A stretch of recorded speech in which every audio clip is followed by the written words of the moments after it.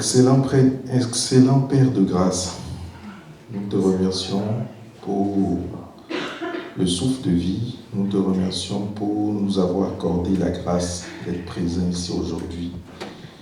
Seigneur, nous voulons te remettre ce temps de partage entre tes mains. Que tout ce qui sortira, Seigneur, de ma bouche, que rien ne vienne de moi, mais que tout soit inspiré de toi seul, Seigneur Jésus-Christ. Glorieux Saint-Esprit, je te prie de disposer le cœur de chacun d'entre nous afin que nous puissions recevoir, Seigneur, cette parole de consolation, d'encouragement que tu veux nous donner aujourd'hui. Excellent Père de grâce, merci pour ton amour. Conduis toutes choses. C'est dans le nom de Jésus-Christ de Nazareth que j'ai prié. Amen. Amen. Donc aujourd'hui, ce que je veux partager avec vous, c'est au pied du Maître.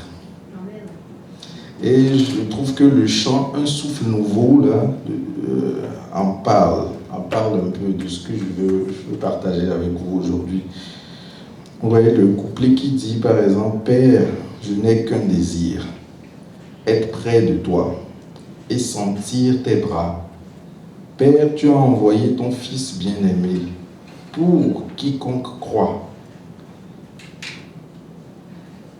Ô Père, tu m'as tout donné et c'est à tes pieds que je veux rester. Donc on va tourner autour de ces deux phrases-là aujourd'hui. Donc le texte de base, ça va être Luc 10, 38 à 42. Donc, qui c'est qui a besoin d'un souffle nouveau? Un souffle nouveau. Pour avoir un souffle nouveau, justement, il faut rester au pied du Maître. Pour avoir un souffle nouveau, il faut rester au pied du Seigneur. Pour avoir un souffle nouveau, il faut avoir les yeux fixés sur Christ. Donc, on va commencer la lecture ensemble. On dit: pendant qu'il était en route, il entra dans un village et une femme nommée Marthe le reçut. Pendant qu'il était en route, il entra dans un village et une femme nommée Marthe le reçut. Donc, l'exercice que je veux qu'on fasse aujourd'hui, ça va être un exercice d'introspection, mettons, de remise en question. On va se poser des questions sur notre parcours, depuis le moment où on a accepté le Seigneur Jésus-Christ jusqu'à présent. Pour certains, ça fait des années, pour d'autres, ça fait quelques mois, pour d'autres, ça fait quelques semaines, peu importe. Mais on va se poser des questions sur où est-ce que nous en sommes rendus dans notre marche avec lui. C'est pour ça que tantôt je parlais de souffle nouveau. Donc, le verset 38 dit: Jésus entra dans un village et une femme nommée Marthe le reçut. Donc là, on a deux, j'espère qu'aujourd'hui je ne vais pas être long. Là, on a deux événements ici. On a deux événements. On a le premier qui dit que Jésus est entré dans un village, puis le deuxième qui dit que Marthe l'a reçu. Donc Jésus entra dans un village. Qu'est-ce que ça veut dire, à votre avis? Aujourd'hui, je souhaite que ce soit interactif. C'est bon, donc aujourd'hui, je vais poser des questions, puis vous allez répondre avec moi. Donc, je disais, quand on dit Jésus entra dans un village, pour vous, qu'est-ce que ça amène à votre esprit? La grâce de Dieu. La grâce de Dieu, oui. Qu'est-ce que ça amène d'autre à votre esprit? Donc, Jésus. Il arrive chez nous. Il arrive chez nous, oui. Accepter Jésus, oui. Qu'il vienne faire un long voyage, oui. Donc, Donc toutes les réponses sont bonnes. Oui, j'écoute. Oui, c'est parce que il se sent appelé d'aller là. Il y a une œuvre à accomplir justement à cet endroit-là. À cet endroit-là. Amen. Amen. Donc Jésus entra dans un village. Vous voyez, toutes les réponses sont bonnes. Maintenant, ce sur quoi je voudrais qu'on garde, ce que je voudrais qu'on garde à l'esprit, c'est que Jésus est là où nous vivons. La ville dans laquelle les villes dans lesquelles nous habitons, Jésus est là. Quel que soit l'endroit où nous nous situons, Jésus est là. Le Seigneur nous rend toujours visite dans cette ville-là où on vit. Il faut qu'on le garde à l'esprit. Il n'est jamais loin. Il est toujours là où on vit, là où on réside. Mais on n'y prête pas assez attention. Donc, gardons à l'esprit que le Seigneur nous rend visite régulièrement dans les villes ou les villages dans lesquels nous, ses enfants, nous demeurons. On va lire ensemble Apocalypse 3, verset 20. Apocalypse 3, verset 20 nous dit « Voici, je me tiens à la porte et je frappe. » Vous voyez, je me tiens à la porte et je frappe. Si quelqu'un entend ma voix et ouvre la porte, j'entrerai chez lui. Vous voyez, il y a beaucoup de notre responsabilité ici. Il y a une responsabilité que nous avons. Nous avons la responsabilité d'entendre sa voix et nous avons la responsabilité d'ouvrir la porte. Quelle porte? La porte de nos maisons, la porte de nos cœurs, la porte de nos pensées, la porte de tout notre être. De tout notre être. Il dit, si quelqu'un entend ma voix et ouvre la porte, alors qu'est-ce qui va se passer? J'entrerai chez lui. Je souperai avec lui et lui avec moi. C'est ça qu'on voit dans l'histoire de Marie et puis de Marthe. Il entre dans le village et la deuxième chose qui arrive, c'est que Marthe le reçoit. Donc, première étape, entendre la voix du Seigneur.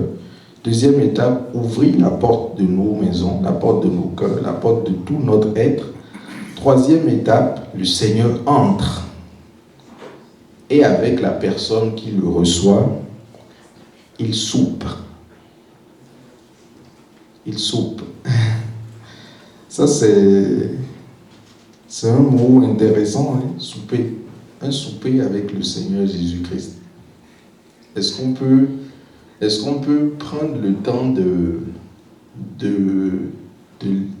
ne vais pas dire l'imaginer, parce que c'est ce que le Seigneur veut vraiment. Le Seigneur est vraiment présent et il veut souper avec nous. Mais est-ce qu'on lui ouvre la porte?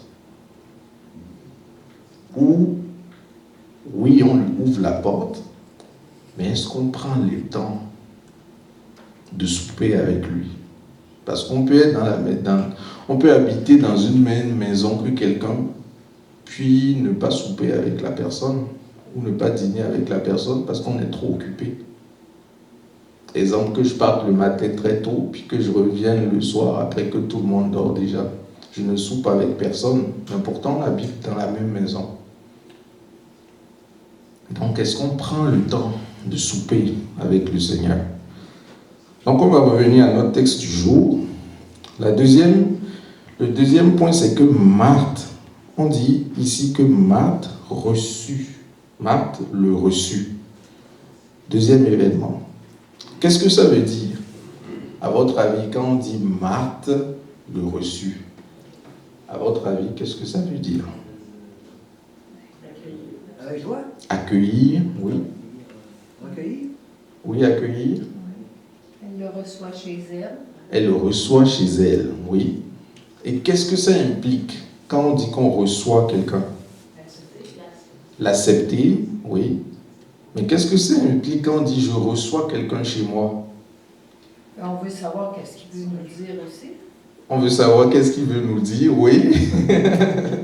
Autre chose Ça encore. implique aussi qu'il y a une parle de spiritualité, ça veut dire qu'il doit en prendre soin aussi pendant son séjour chez moi. Amen. Prendre soin de lui pendant son séjour chez moi. C'est pour ça que Oui. Marc s'attardait pour faire des choses pour lui. Parfait. Excusez-moi. Non, c'est de bonnes réponses. Oui. Faire des choses pour lui plaire, justement, parce que c'est ton invité. Quand tu es un invité, tu fais des choses pour lui faire plaisir. Faire des choses pour lui faire plaisir. C'est ça. Donc, quand on reçoit, toutes les réponses sont bonnes. Maintenant, ce que je voudrais qu'on garde aussi ici à l'esprit, c'est ceci, c'est qu'on ne reçoit pas une personne sans lui ouvrir la porte.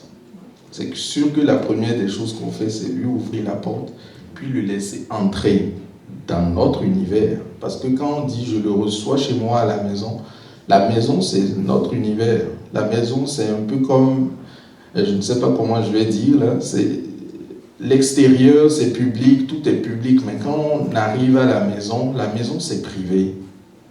C'est privé. Donc, elle a ouvert la porte pour le laisser entrer dans comment je peux expliquer ça? Pour le laisser entrer dans son intimité. Merci pour le mot, c'est ça. Pour le laisser rentrer dans son intimité. Et ça, là, on va faire la transposition avec nous aussi aujourd'hui. C'est la même chose encore aujourd'hui.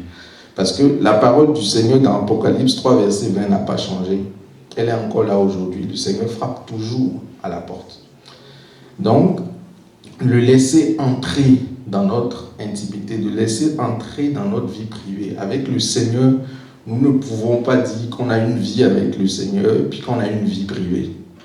La vie privée n'existe pas avec le Seigneur. Avec le Seigneur fait sa vie avec nous.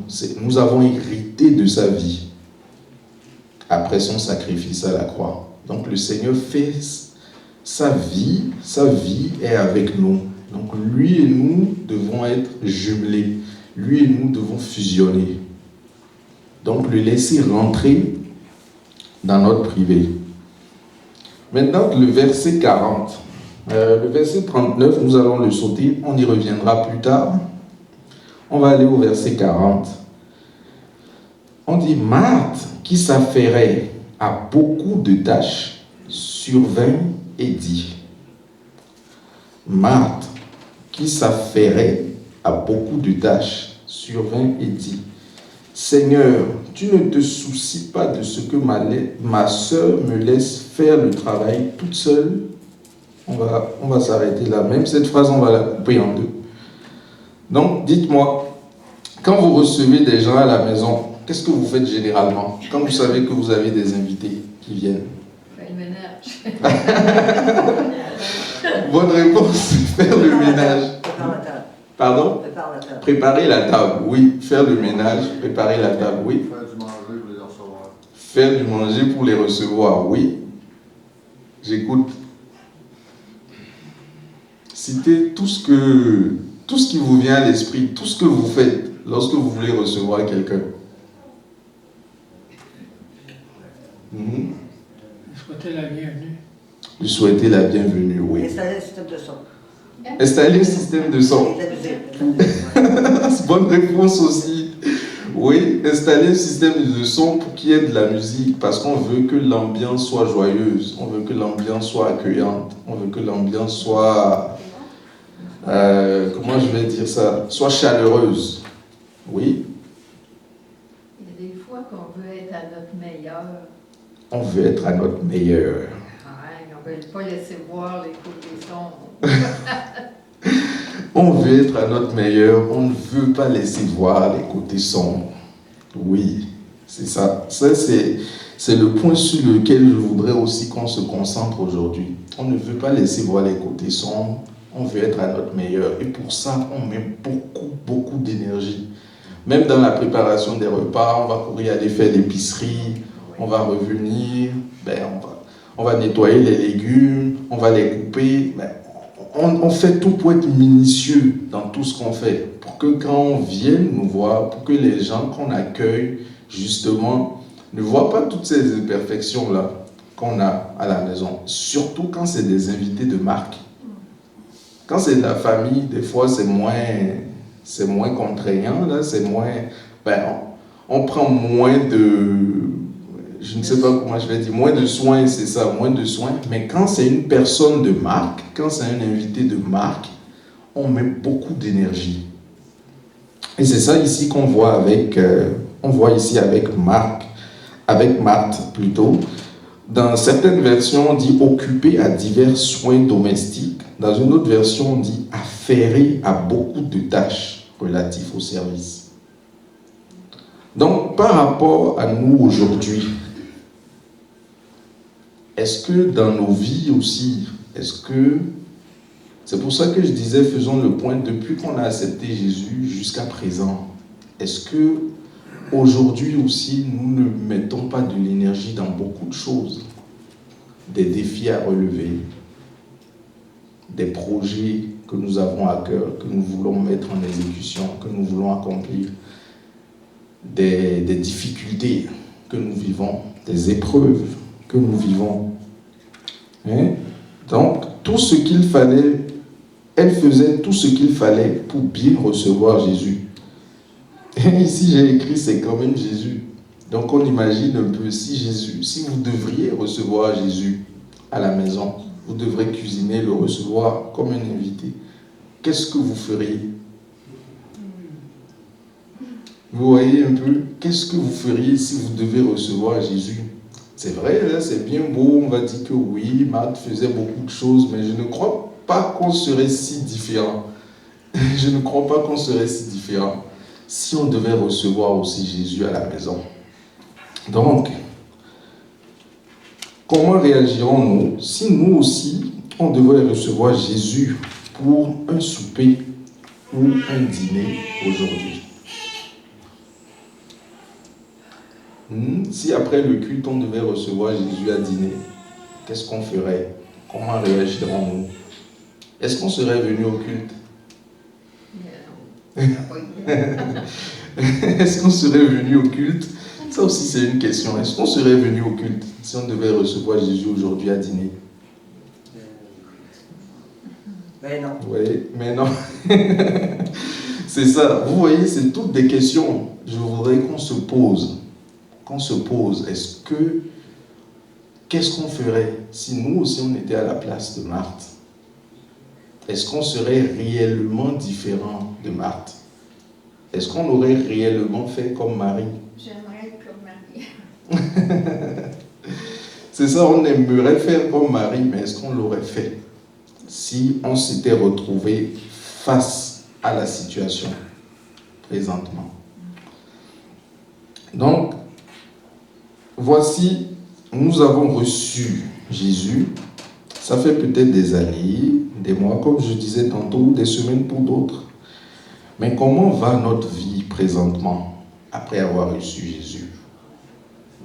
Est-ce que, après avoir reçu Jésus, nous portons des fruits dignes de la foi que nous avons placée en Jésus?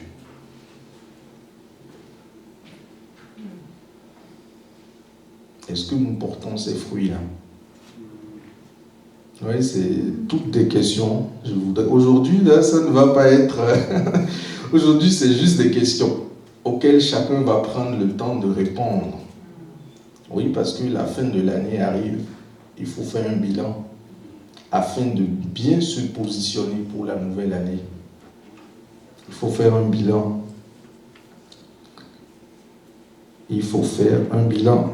Est-ce que nous ne sommes pas absorbés par beaucoup de choses? Est-ce que nous ne sommes pas absorbés par beaucoup de difficultés? Est-ce que nous ne sommes pas absorbés par beaucoup de défis et de projets à réaliser? Nous cherchons à nous en sortir. Nous cherchons à améliorer nos situations financières pour d'autres, situations familiales pour d'autres à cause des difficultés dans la vie conjugale. La santé physique, pour d'autres personnes, c'est des soucis. La santé mentale aussi, pour d'autres personnes, ça reste des soucis. Est-ce que nous arrivons à nous en sortir? Comment est-ce que notre vie est présentement par rapport à ce que notre vie devrait être si on suivait réellement tout ce que le Saint-Esprit nous demandait de faire.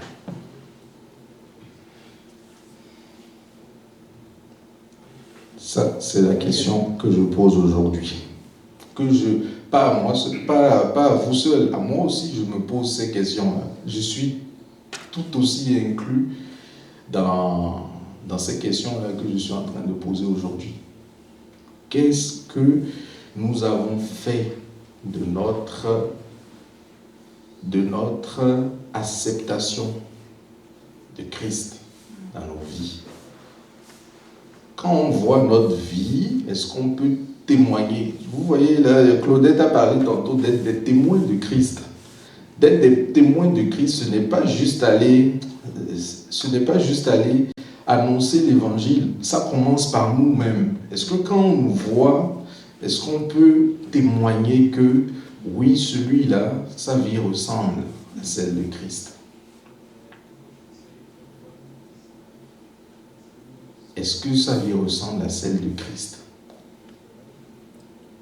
Donc, où est-ce que nous en sommes rendus par rapport à notre cheminement? Où est-ce que nous en sommes rendus? On va lire ensemble une partie de la parabole du semeur. Donc, on ira dans Luc 8. Luc 8.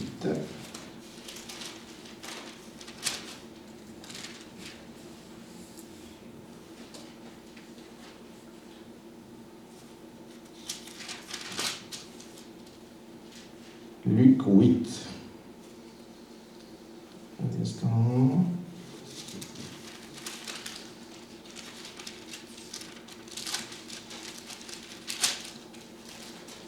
Ok.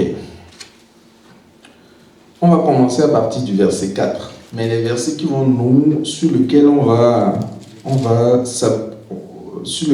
prêter des attentions particulières, ce sera les versets 12, 13 et 14. Mais on va commencer un peu plus au début, là, pour comprendre un peu le contexte. Une grande foule se réunit auprès de lui. Des gens de diverses villes. Il dit cette parabole. Le semeur sortit pour semer sa semence. Comme il semait, une partie de la semence tomba le long du chemin. Elle fut piétinée et les oiseaux du ciel la mangèrent. Une autre partie tomba sur le roc. Quand elle poussa, elle se dessécha parce qu'elle n'avait pas d'humidité. Une autre partie tomba au milieu des épines. Les épines poussèrent avec elle et l'étouffèrent. Une autre partie tomba dans la bonne terre. Et quand elle poussa, elle produisit du fruit au centuple. Et disant cela, il s'écriait, « Celui qui a des oreilles pour entendre, qu'il entende. » Ses disciples lui demandaient ce que signifiait cette parabole. Il répondit, « À vous, il a été donné de connaître les mystères du règne de Dieu. » Si vous voyez ici, là, à nous, nous sommes tout aussi des disciples. À nous, il nous a été donné de connaître les mystères du règne de Dieu. Mais pour les autres, cela leur est dit en parabole, de sorte qu'en voyant, ils ne voient rien et qu'en entendant, ils ne comprennent rien. Vous voyez, on a accès au mystère des règnes de Dieu, du règne de Dieu. C'est une vérité qu'on doit attacher à notre cœur. Ces mystères-là, nous ne pouvons les découvrir qu'en plongeant nos yeux dans la parole. Sans ça, nous ne pourrons pas découvrir ces mystères. Vous voyez, là aujourd'hui, je suis là pour qu'on se pose des questions, pour voir où est-ce que nous en sommes rendus. Parce que le Seigneur veut aller plus loin avec nous. Mais pour aller plus loin avec nous, il ne peut pas aller. Pour aller plus loin avec nous, ce que ça prend, c'est qu'on prenne du temps à ses pieds. Ce que ça prend là, c'est qu'on prenne du temps à ses pieds. Vraiment à ses pieds. Qu'on prenne du temps à ses pieds, qu'on apprenne à le connaître, qu'on apprenne à connaître qui il est. Dans mon cœur, quand je méditais pour aujourd'hui, c'est ça que je voyais, c'est ce que je ressentais, c'est que nous ne connaissons pas assez le Seigneur. Nous ne connaissons pas assez le Seigneur. Qui présentement peut répondre de façon détaillée, claire, à la question « Qui est le Dieu que tu sers ?» Qui est le Dieu que tu sers? Qui est Jésus-Christ? Ce n'est pas juste notre Seigneur, notre Sauveur, ça va beaucoup plus loin que ça. Lui, il veut aller plus loin que ça, entrer dans notre intimité, entrer dans notre secret. Vous voyez là, quand Jésus parlait, il dit, va dans ta chambre. Ton Père qui est là dans le lieu secret, il t'entend. Vous voyez là, c'est beaucoup plus que ce que nous voyons, ce que nous avons l'habitude de lire. C'est plus que ce que nous avons l'habitude de lire. Il veut aller plus loin avec nous, plus en profondeur avec nous. Donc, il nous invite à ses pieds. Et quand il nous invite à ses pieds, ce n'est pas pour aller lire plusieurs chapitres par jour. On n'a pas besoin de lire plusieurs chapitres par jour. Même 3-4 versets suffisent largement pour faire une journée, même une semaine. En tout cas, quand moi je médite, c'est comme ça. Je peux passer 2 semaines sur un chapitre. Parce que je me pose beaucoup de questions, puis je fais des bilans. On ne doit pas être pressé de lire la parole de Dieu. On ne doit pas être pressé de la lire. On ne doit pas être pressé de la finir. C'est comme je vois souvent des plans de lecture de la parole. Lire la Bible en 1 an. Oui, c'est réel, c'est faisable. Mais est-ce que c'est ce qui est bon pour nous? Peut-être que le Seigneur veut qu'on passe plus de temps sur certains passages de la Bible que d'y aller vite et terminer toute la Bible en même temps. Donc, de prendre le temps à ses pieds. De prendre le temps à ses pieds. Donc, on va lire les versets suivants. Voici ce que signifie la parabole. La semence, c'est la parole de Dieu. Ceux qui sont tombés le long du chemin, ce sont ceux qui entendent la parole. Puis le diable vient enlever de leur cœur la parole afin qu'ils n'aient pas la foi pour être sauvés. Donc vous voyez, même quand on annonce la parole à quelqu'un, ce n'est pas suffisant. Il faut prier pour la personne, pour que le diable ne vienne pas tuer cette semence-là. Pour que le diable ne vienne pas tuer cette semence-là. Aujourd'hui, là, on a beaucoup c'est quelle est notre responsabilité spirituelle? Est-ce que si nous devons recevoir Jésus, nous devons passer du temps dans toutes ces préparations-là? Il faut qu'on garde cette question-là comme la question principale d'aujourd'hui. Vous voyez, là, on est en train de rentrer dans notre responsabilité spirituellement parlant. Prier les uns pour les autres, par exemple, pour que la semence du Seigneur qui est en eux grandisse. Le verset suivant dit, « Ceux qui sont tombés sur le roc, ce sont ceux qui, lorsqu'ils entendent la parole, accueillent la parole avec joie. » Vous voyez ici, là, ils entendent la parole, puis ils accueillent la parole. Dans d'autres versions, on dit qu'ils acceptent la parole. Donc ils acceptent Jésus avec joie. Ils ont entendu parler de Jésus, puis ils l'acceptent avec joie. Mais qu'est-ce qui se produit après? Ils n'ont pas de racines. Ils ne croient que pour un temps. Et au temps de l'épreuve, ils s'éloignent. Vous voyez, au temps de l'épreuve, ils s'éloignent. Donc on parle bien ici des croyants. On parle de nous les croyants. On dit ici, ils n'ont pas de racines. Quand on dit que quelqu'un n'a pas de racines, on voit bien la plante. Une plante sans racines, est-ce qu'elle peut tenir debout? Elle ne peut pas tenir debout. Ils n'ont pas de racines. La plante ne peut pas tenir debout sans racines. C'est la même chose avec nous. Si on ne prend pas le temps de nous enraciner en Christ, quand le moment de l'épreuve viendra, on s'éloignera de Christ. C'est écrit dans la parole. Je n'invente rien. C'est écrit dans la parole. Si on ne prend pas le temps de s'enraciner en Christ, quand les moments des épreuves viendront, même si on l'a accepté, on va s'éloigner de lui. Dans d'autres versions, on dit carrément qu'ils étouffent, donc ils meurent. Donc ça peut aller même jusqu'à renier encore la parole de nouveau, parce que les épreuves sont trop fortes. Regardez les arbres. On voit bien les vents là, quand nous avons ici pendant les tempêtes. Mais est-ce que les arbres partent d'un coup? Non. Les arbres ne partent pas. Même les petites plantes. Curieusement, là, les petites plantes aussi ne se déracinent pas. Ni les petites plantes. Elles aussi, elles ne partent pas au vent.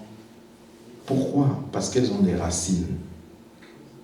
Donc, nous aussi, qu'est-ce que nous devons faire pour nous enraciner en Christ? Passer du temps au pied du Maître. On ne peut pas faire autrement. On ne peut pas passer outre. Pour nous enraciner, il faut passer du temps au pied du Maître. Pour dire que, pour connaître, c'est pour ça que je parlais tantôt de qui est le Dieu que tu sers. Est-ce que tu es capable de répondre à cette question? En détail, pas ce qu'on a l'habitude de lire.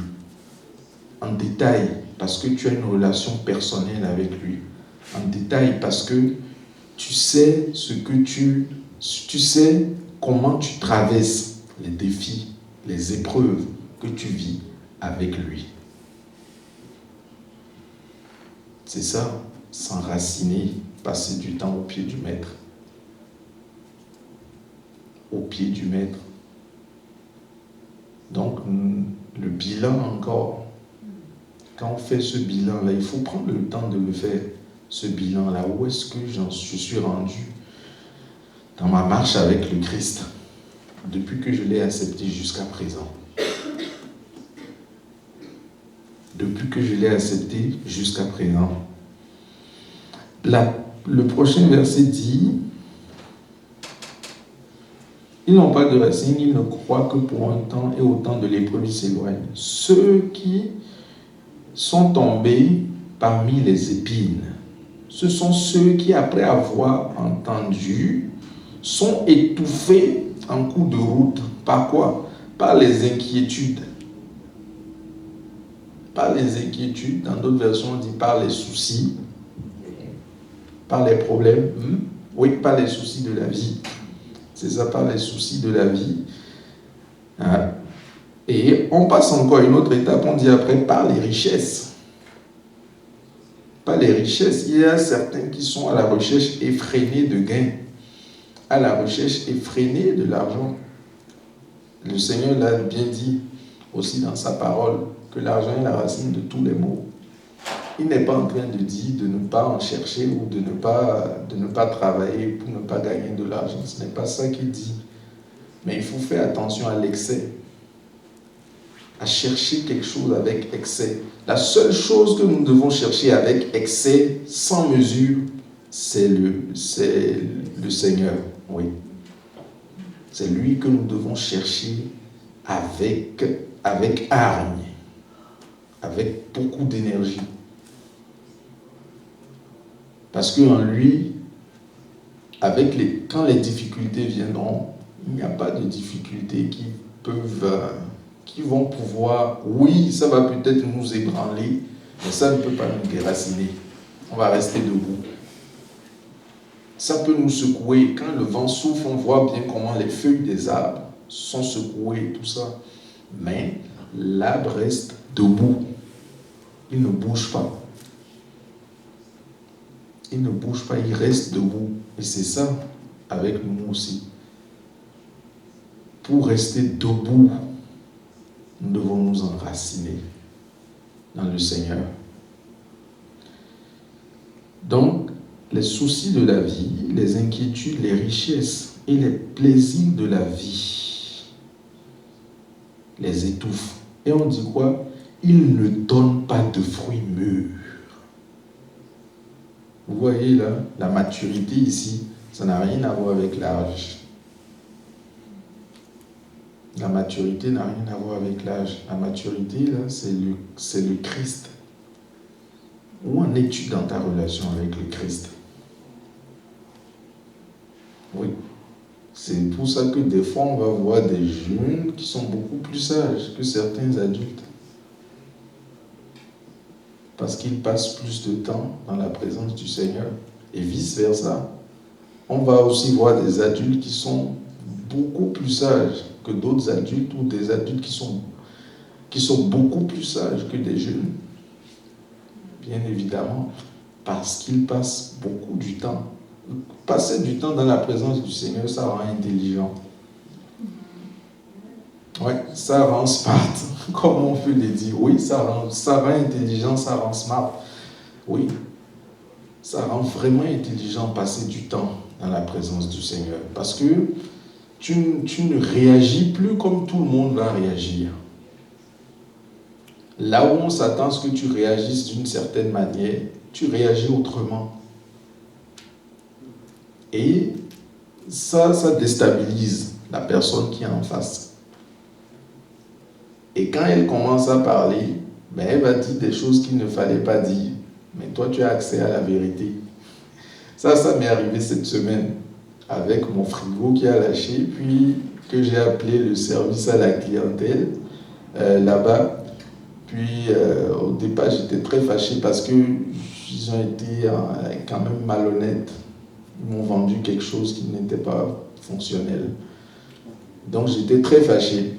Mais après, le Saint-Esprit me dit, quand j'ai fini la discussion, le Saint-Esprit me dit, tu vas te les rappeler et puis tu vas t'excuser. C'est drôle, hein? Tu vas les rappeler, puis tu vas t'excuser. Et tu vas parler calmement.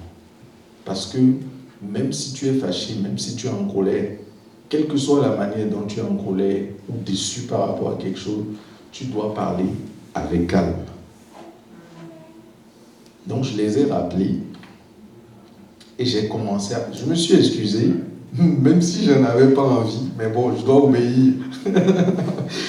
Donc je me suis excusé et j'ai commencé à parler calmement. Et dès que j'ai dit à peine une phrase calmement, et puis là, le monsieur a commencé à parler. Puis c'est en parlant que lui-même il a dit de sa propre bouche qu'ils ont eu des problèmes avec ce frigo-là, mais qu'ils me l'ont vendu.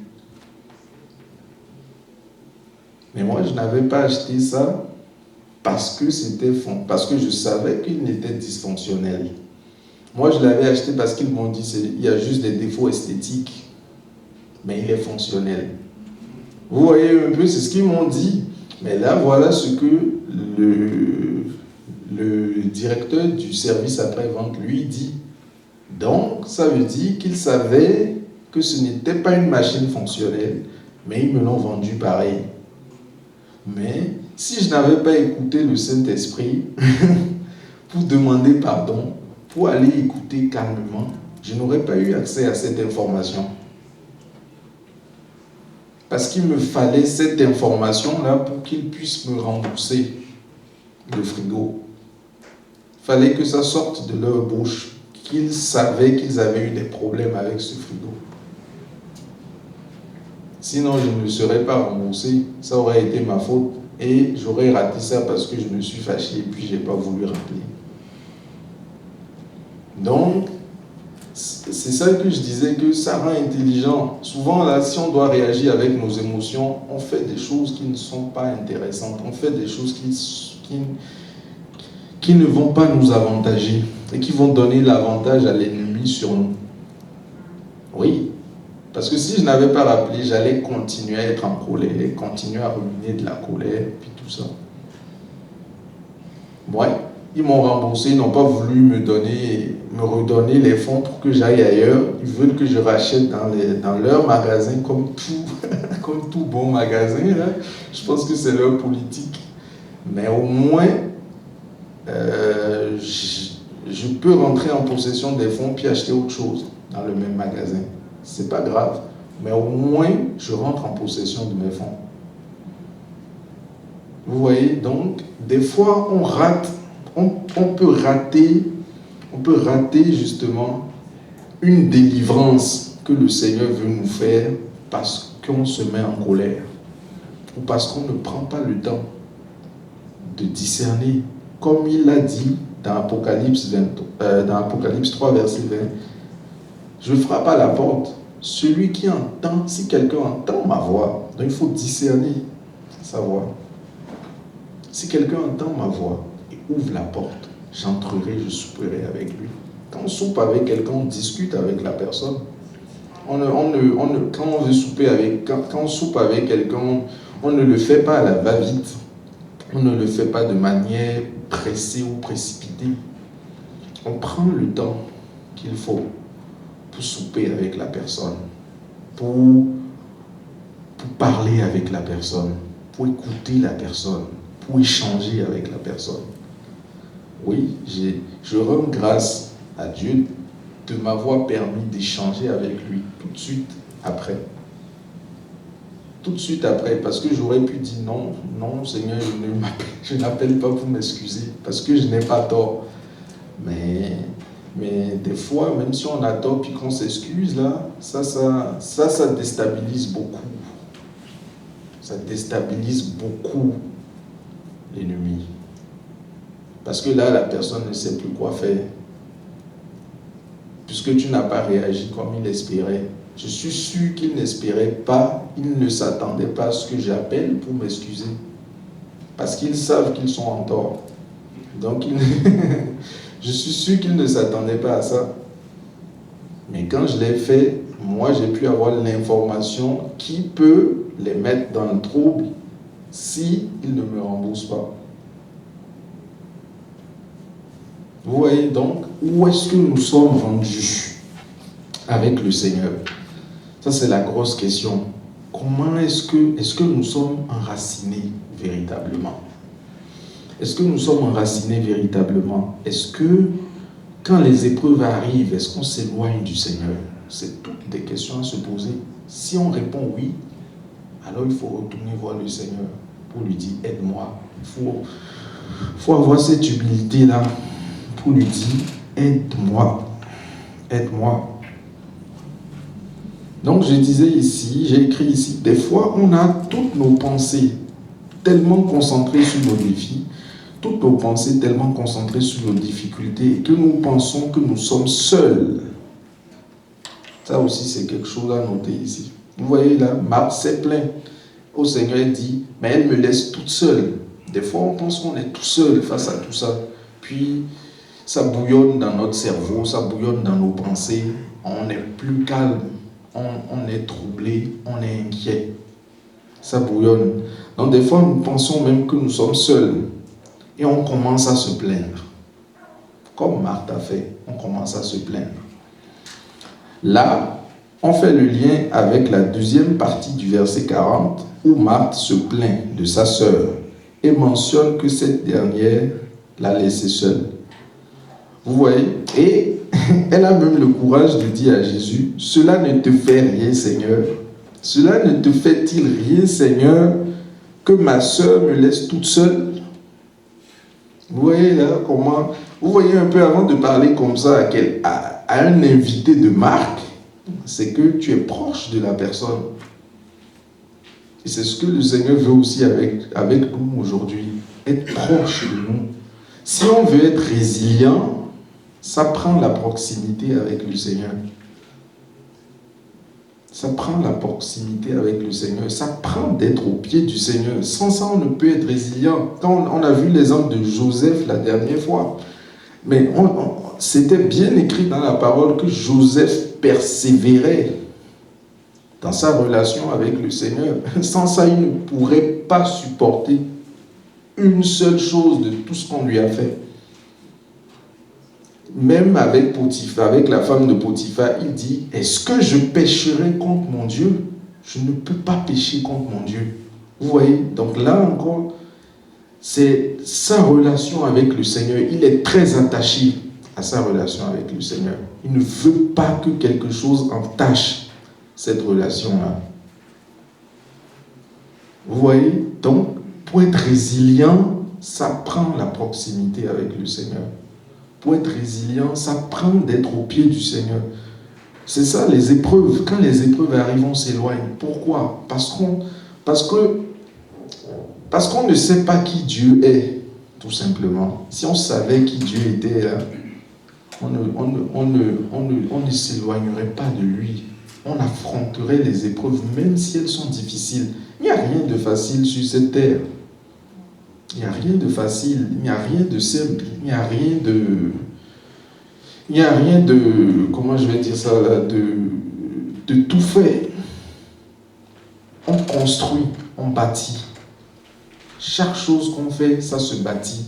Chaque chose qu'on fait, ça se construit. Même les caractères. Quand on dit qu'on veut ressembler à Christ, ça se bâtit. Quand on dit qu'on veut ressembler à Christ, ça se construit. Toujours au pied du Seigneur encore. Donc, elle a le courage de demander au Seigneur, mais Seigneur, cela ne te fait-il rien? Et le Seigneur dit une chose importante ici. On dit, attendez, il y a une chose importante que je voulais qu'on retienne ici, c'est que, une chose importante ici est que Marthe se plaint sans détour.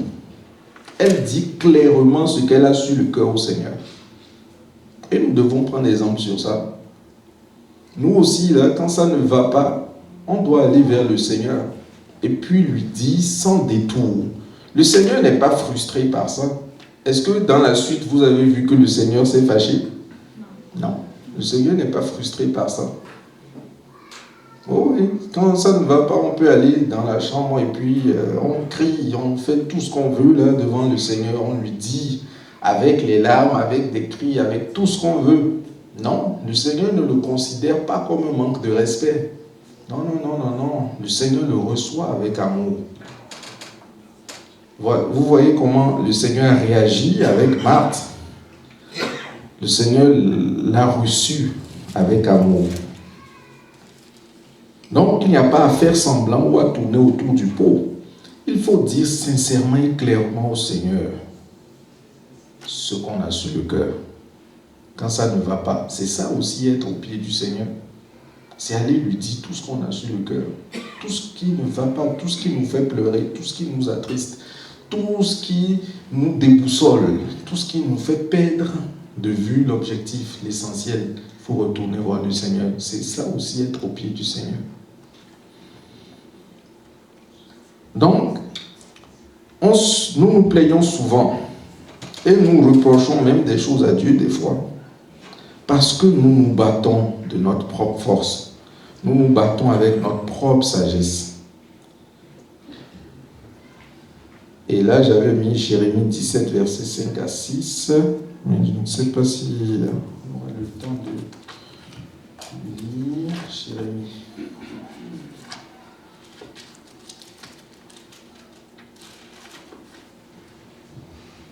Oui, dans Jérémie 17, 5 à 6, ainsi parle le Seigneur. Maudit soit l'homme qui met sa confiance dans un être humain et qui prend la chair pour appui, et dont le cœur se détourne du Seigneur.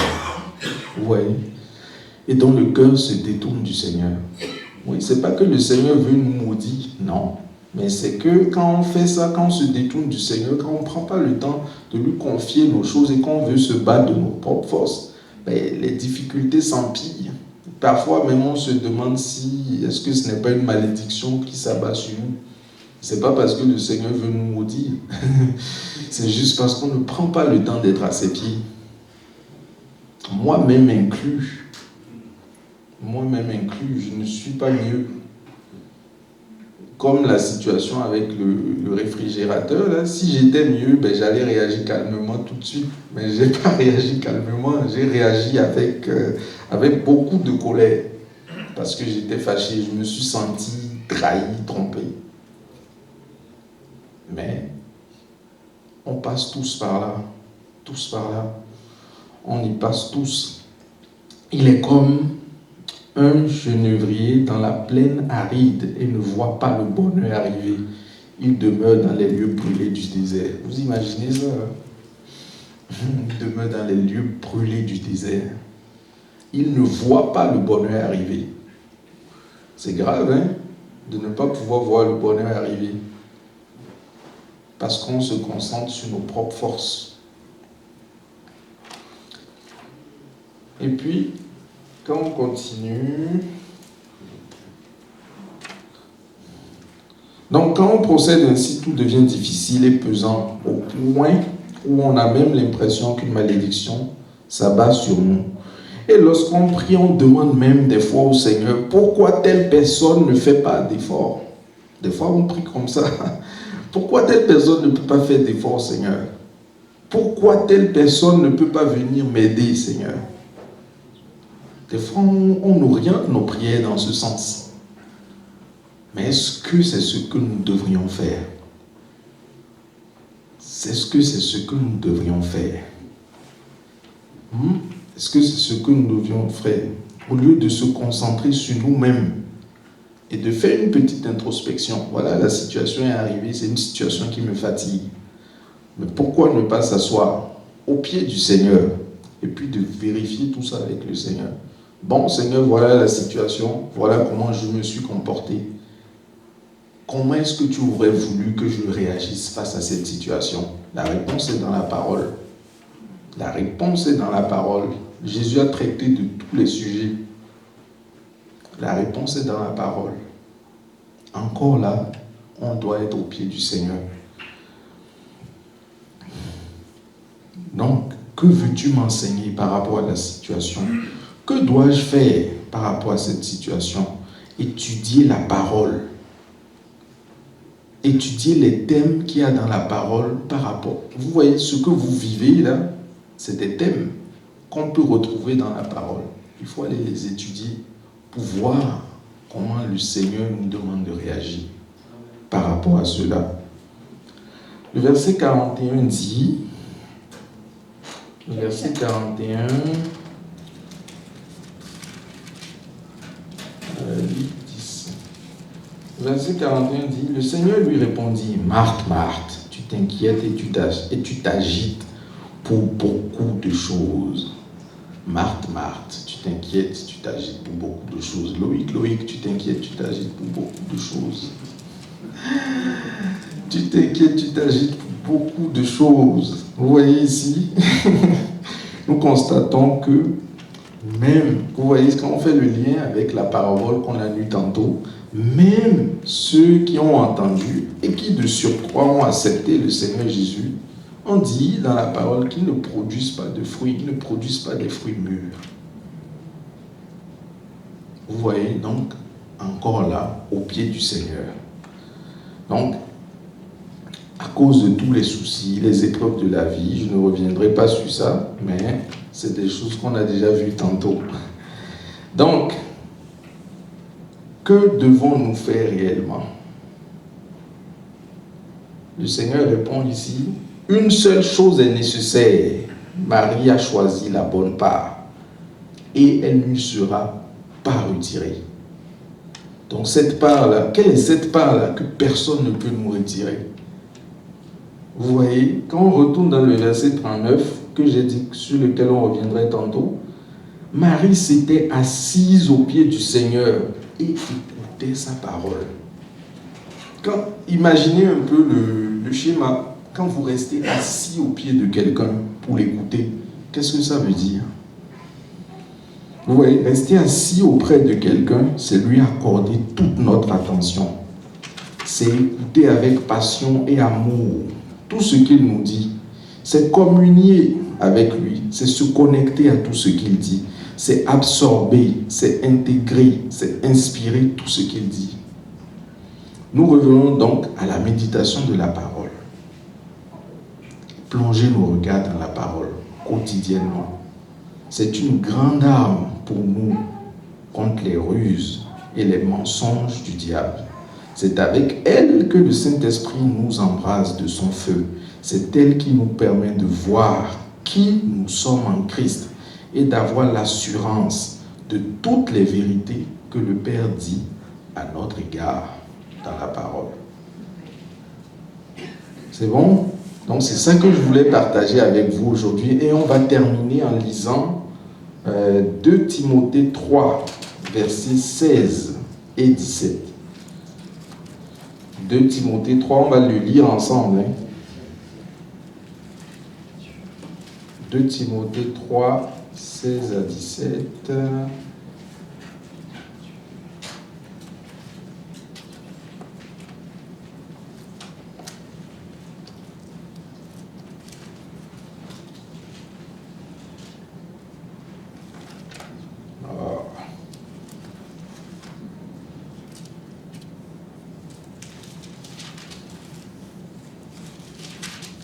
« 2 Timothée 3, 16 à 17, ça dit «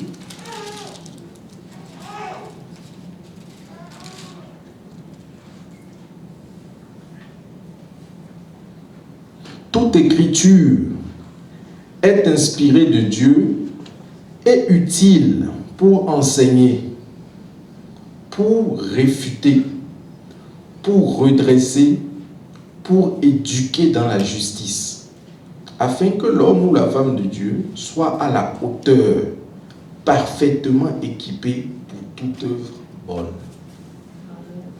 Amen.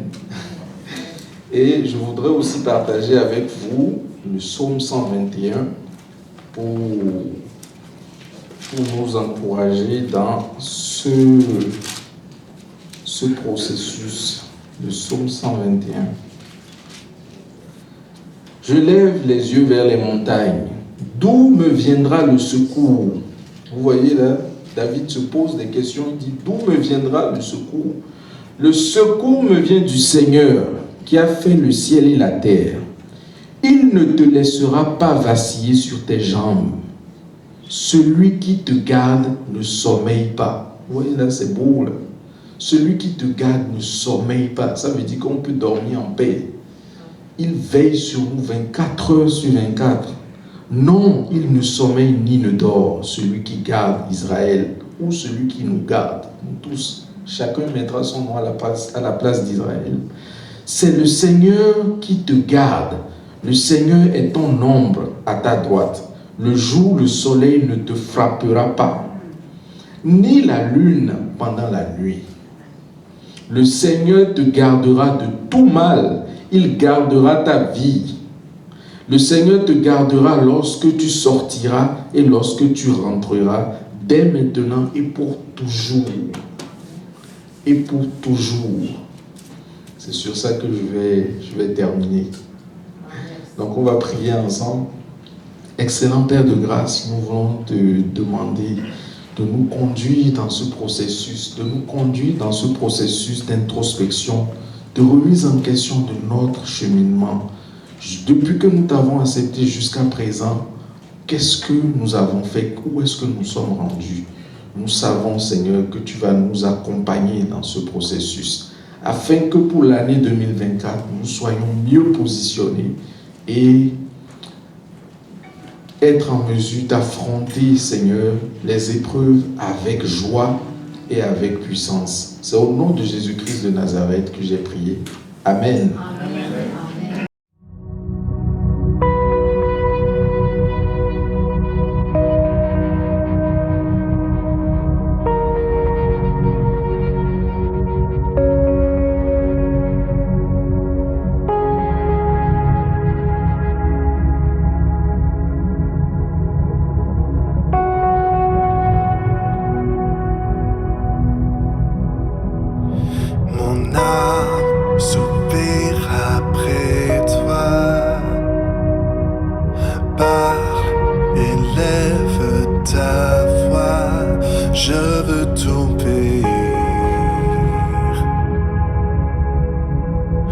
Je veux te servir.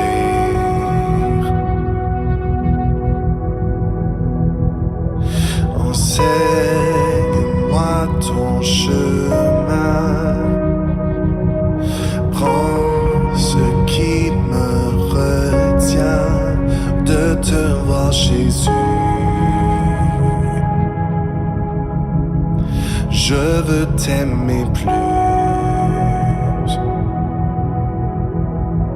car tu dis que ceux qui te cherchent te trouvent. Je t'en prie, mon Dieu, porte-moi secours. Donne-moi un cœur tout entier et complètement dévoué. Fais ce que tu veux. Fais ce que tu veux de ma vie. Je veux me donner corps et âme pour ce qui fait vibrer ton cœur. Fais ce que tu veux. Fais ce que tu veux pour ta gloire. Alléluia.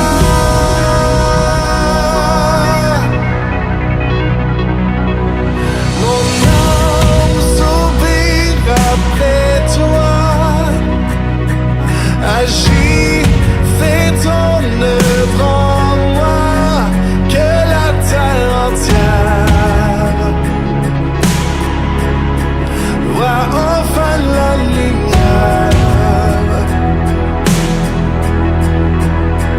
Donne-moi un cœur tout entier et complètement dévoué. Fais ce que tu veux. Fais ce que tu veux de ma vie.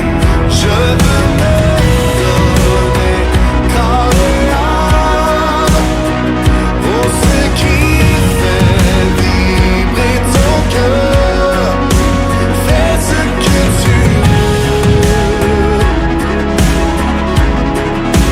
Fais ce que tu veux pour ta gloire. Alléluia.